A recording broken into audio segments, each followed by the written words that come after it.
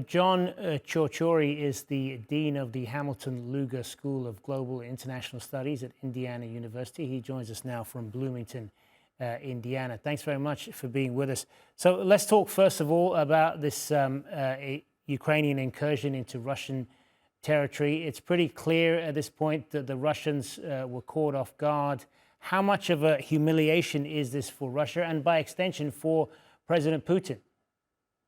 It certainly is a huge setback to a military machine that has already seen plenty of setbacks in the 900 days of this war.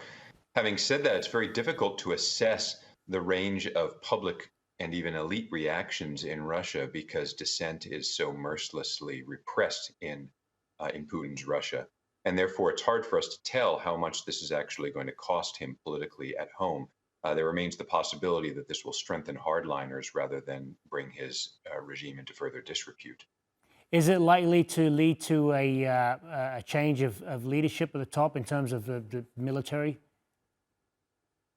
It's possible, but it is also more likely, in my view, that some of the regional commanders are found to blame for not manning their stations, so to speak, and that some of the people who Putin trusts, who are closest to him, would remain in power.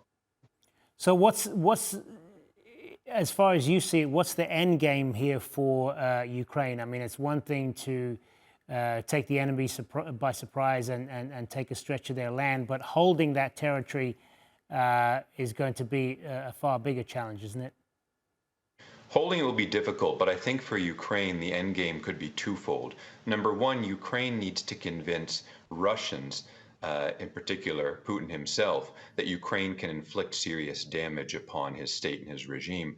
Number two, Ukraine needs to convince its Western supporters that it, in fact, is not on the ropes and that it's able to continue fighting to be able to sustain this war over a period of time that will enable it to achieve a more favorable negotiated solution.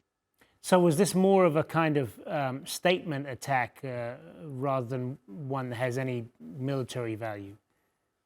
It certainly does have military value. I wouldn't want to understate that. Russia is attacking Ukrainian targets from areas along the border, including Kursk.